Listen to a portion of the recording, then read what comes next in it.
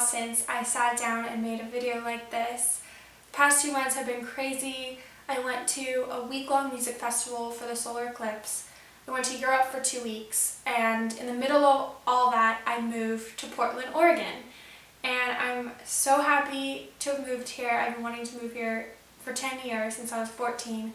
Moving is a lot of work and it takes a lot of resources. So I wanted to make this video to share with you my tips on making your move a little more sustainable. It's important to lower your impact where you can, and that really comes down to preparation and packing. So I'm going to share with you 6 tips on how to make your move a little more sustainable. The first tip is to start early if you can. If you start planning early and start packing early, you're less rushed, less stressed out, and you're less likely to choose convenience over the environment. Number 2 is to have a yard sale. Moving is a great opportunity for you to go through your crap and sort out what you don't need and what you don't want, and you can make some money off of it too for your move. We actually had a yard sale before we moved and it was a ton of fun. I got rid of a lot of my stuff and made money off of it, and it was really rewarding actually to see people buying your stuff that they were really happy about and you knew that it would get more use in their hands. I'm so glad we had a yard sale, and then everything that didn't get sold, we just donated. Number 3 is to eat up all of your food.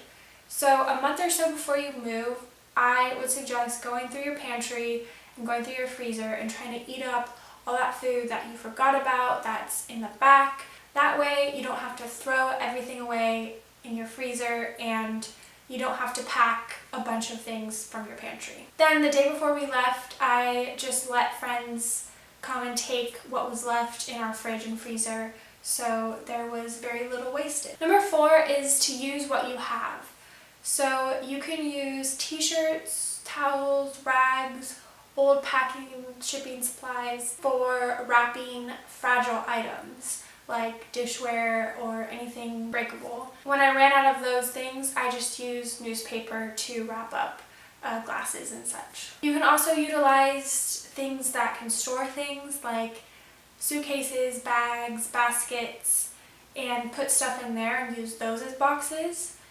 And I actually put my plunger and toilet brush inside my kitchen trash can to kind of contain all the gross items in one area. Number 5 is to never buy boxes.